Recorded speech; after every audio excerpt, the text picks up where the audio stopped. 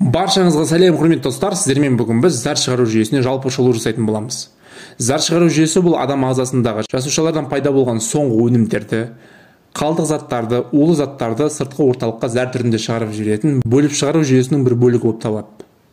Ол бүйрек, несебағар, қуық, зар шығарушы түтіктен құралған.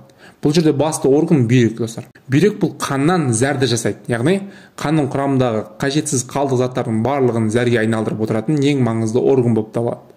Ары қарай бүйрек зәрді жасаған соң, зәр несебағарға түседі, несебағар арқылы қуыққа барады.